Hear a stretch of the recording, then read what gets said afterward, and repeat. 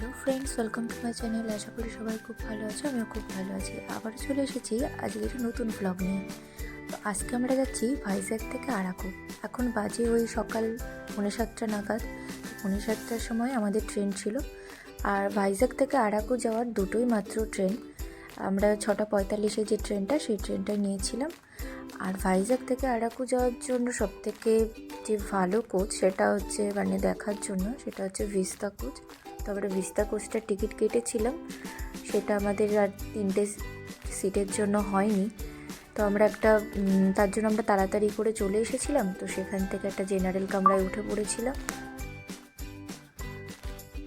তো আমরা তো এখন আরাকুর পথে। আর এই যে পাহাড়ি রাস্তা, পাহাড় বেয়ে বেয়ে যে ঝর্ণার জলগুলো পড়ছে, এগুলো আরও বর্ষাকালে আসলে আরও সুন্দর দেখাবে। এখান দিয়ে আরও বেশি যে পাহাড়ে যে জলগুলো, যে ঝর্ণাগুলো যেগুলো এখন শুরু হয়ে পড়ছে, সেগুলো তখন আরও মোটা জলের ধারা পড়বে ওখান দিয়ে, যেটা আরও দেখতে বেশি সুন্দর লাগবে।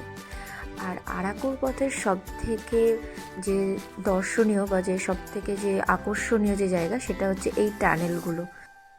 ভাইজ্যাগ থেকে আরাকুর পথে এই টানেলগুলো অনেক কটাই পড়বে, যেগুলো আরও এই পথটাকে দর্শনীয় করে তুলেছে। এবং এটা দেখার জন্য অনেকে ভিস্তা কোচ করে, যে কারণে আমরাও করেছিলাম। ভিস্তা কোচ থেকে এগুলো আরও বেশি সুন্দর দেখতে পাওয়া যায়, কারণ ভিস্তা কোচের যে কাচের বডিটা থাকে, সেখান দিয়ে পুরো ওপর দুপাশ সব কিছুই একসাথে দেখা যাবে। সেটা আরও বেশি ভালো দেখতে হওয়ার জন্য সবাই এই পথে ভিস্তা কোচটা করে। কিন্তু আমাদের যাই হোক প্যাড লাগছিল, সেই জন্য আমরা ভিস্তা কোচটা আমরা পাইনি। তো সেখান থেকে আমরা জেনারেল কামরায় যখন উঠেছিলাম, সেখানে একজন কাপল ছিল, তারা আমাদেরকে এই জানলার সাইডটা দিয়ে দিয়েছিল। এই দেখো, এখান থেকে ট্রেনটা যে লাইনটা ছিল, সেটা পুরো ট্রেনটাকে রাউন্ড করে দেখা যাচ্ছিল, অসম্ভব সুন্দর দেখাচ্ছিল।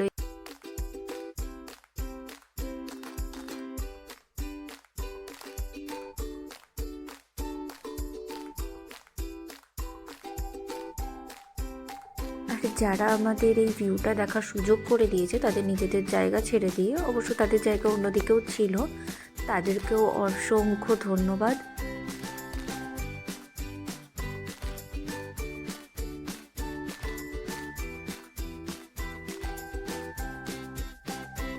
এই যে আবার এখনই একটা টানেলের মধ্যে ঢুকবে, এরকম রাস্তা দিয়ে পুরো পরপর টানেল করা আছে।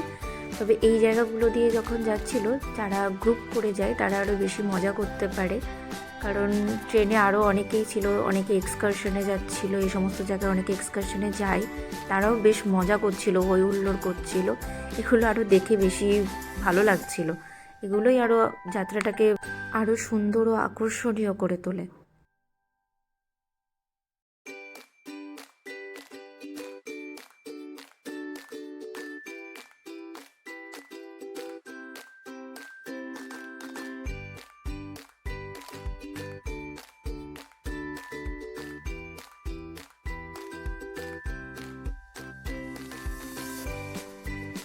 পাহাড় কেটে কেটে এই রেল লাইনগুলো করা হয়েছে, তাই এই রেল লাইনগুলোর এক সাইডে পাহাড় রয়েছে আর অপোজিট সাইডে নিচু উপত্যকা রয়েছে, দুটো মিলিয়ে অসম্ভব সুন্দর দৃশ্য তৈরি হয়।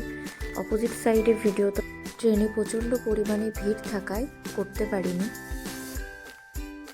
তবে ভিস্তা কোচে উঠলে পুরো দুটো সাইডই কভার হয়ে যায়, দেখা হয়ে যায়।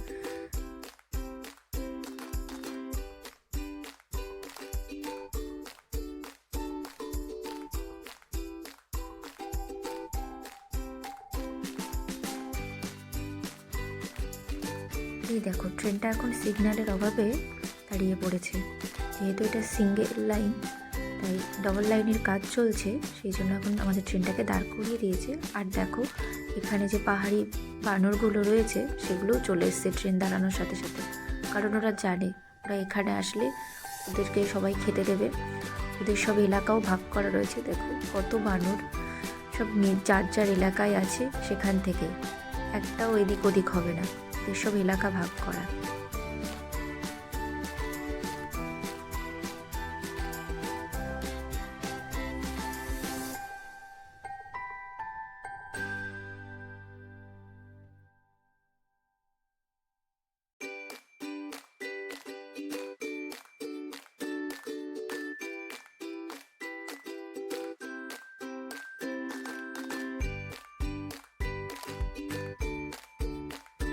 অবশেষে আমরা পৌঁছে গেছি বোড়া গুহালুতে। আমরা এখানে বোড়া কেভ দেখব, তারপর আমরা একটা ছোট গাড়ি নেব, সেখান থেকে দেখতে দেখতে স্পটগুলো দেখতে দেখতে আমরা আরাকুতে যাব। স্টেশনে গাড়ি দেওয়ার জন্য প্রচুর লোক থাকে, তো আমরা সেখান থেকে গাড়ি নিয়ে নিই। আমরা খানিকটা এগিয়ে যাবো, এখন ঝাঁটা পথে, সেখান থেকে আমরা গাড়ি নেব। এখান থেকে আমরা একটা, এখানে অটো আছে, গাড়িও আছে, যাই হোক আমরা তো দুজন, সেই জন্য আমরা শেয়ারিংয়ে গাড়ি করে নিয়েছি।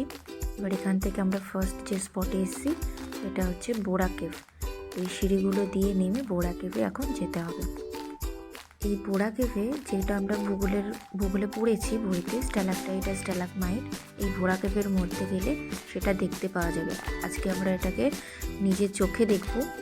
আর হ্যাঁ, বোড়া কেভে ঢোকার আগে ওখানে আমরা টিকিট কেটেছি, আর বড় কোনো ব্যাগ নিয়ে ওখানে ঢুকতে দেবে না, তাই আমরা ছোট ছোট যার ব্যাগ সে নিয়ে ঢুকেছি। আর সাথে একটা জলের বোতল তো অবশ্যই রাখতে হবে, কারণ অনেকটা ওঠা নামা আছে, এই জলের বোতল একটু রাখতেই হবে, কারণ গলা ভেজানোর জন্য তো জল রাখতেই হবে। এটা হলো গুহার এন্ট্রি পয়েন্ট।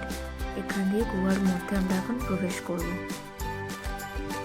আর এই এন্ট্রি পয়েন্টের এখানেই সব গুহার মধ্যে যারা গাইড করবে তারা অনেকেই রয়েছে, যাদের ইচ্ছে মতো তারা সেই গাইড নিচ্ছে, আবার অনেকেই নিচ্ছে না। তো আমার বরমশাই যখন জানেনি, তার জন্য আমরা কোনো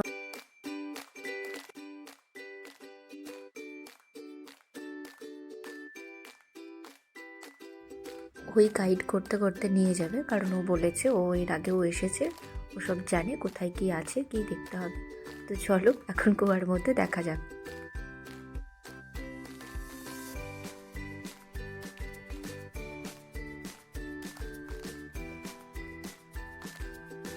আর এই যে এখানে আমি কয়েকটা পোজ মেরে ছবি তুলে নিচ্ছিলাম। আর এইটা হলো গুহার মধ্যে ঢুকেই খানিকটা গিয়ে সেই জায়গাটার ভিউ। এখানে লাইটও রাখা রয়েছে, বিভিন্ন কালারিং লাইট, আর ওই যে ওপর থেকে বাইরের যে আলো সেটাও ঢুকছে।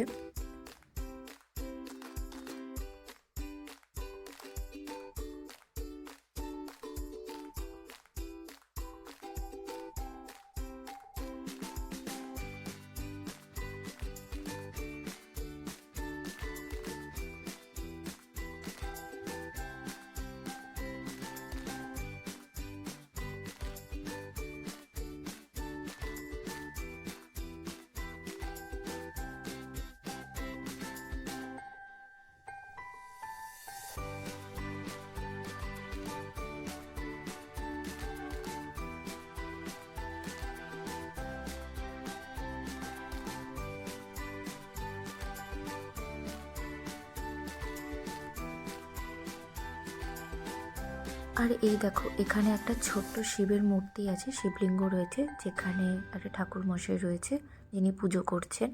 আর এই দেখো এই মিষ্টি বাচ্চাটি যে আমাদের সাথে গিয়েছে, আমাদের সাথে এসেছে শেয়ারিং গাড়ি।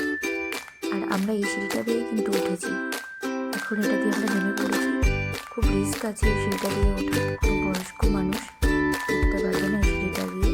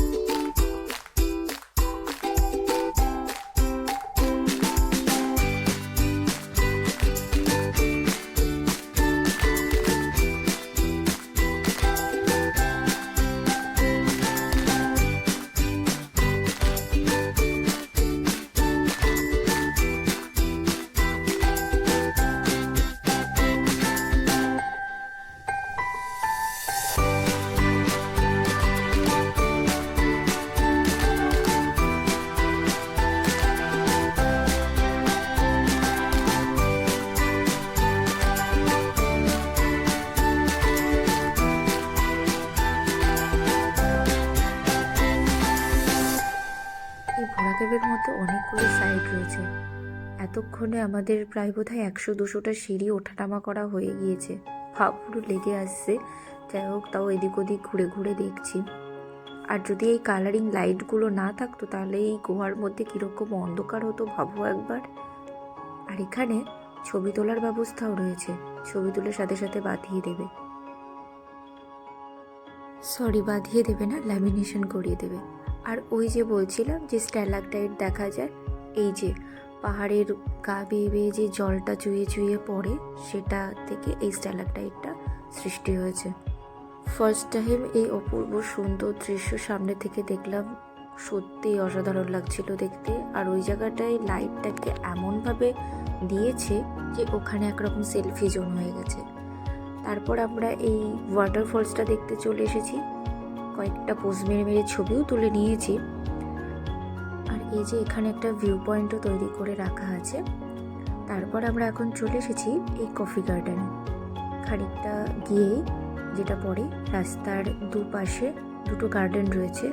এখন যেটাতে রয়েছি সেটা হচ্ছে কফি গার্ডেন, যেখানে সবুজ আর লাল টুকটুকে কয়েকটা কফিও ফলে রয়েছে। আর রাস্তার ওপাশে দেখলাম গোলমরিচ গার্ডেনও রয়েছে।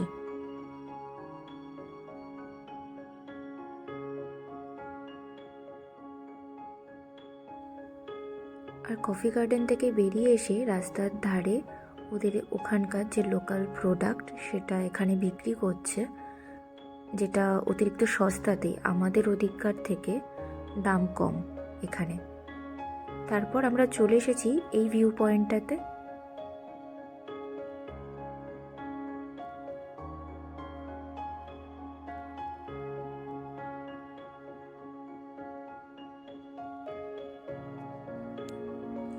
এখন আমরা চলে এসেছি এই ট্রাইবাল মিউজিয়ামটাতে, যেটা আমাদের সর্বশেষ যে স্পটটা আছে আরাকু ভ্যালির, সেটা দেখতে। এই ট্রাইবাল মিউজিয়ামটাতে ঢুকেই আমার আগেই মনে হয়েছে এটাকে একটা ভুলভুলাইয়া টাইপ, যেটার এই দিক দিয়ে বেরোলে ওই দিক দিয়ে কেমন টাইপ করে রাখা আছে। যাই হোক, এই ট্রাইবাল মিউজিয়ামের মধ্যে ট্রাইবালদের যে জীবন জীবিকা, সংস্কৃতি, বিবাহের রীতিনীতি সব কিছু এখানে একটা সিনারির মাধ্যমে দেখানো আছে।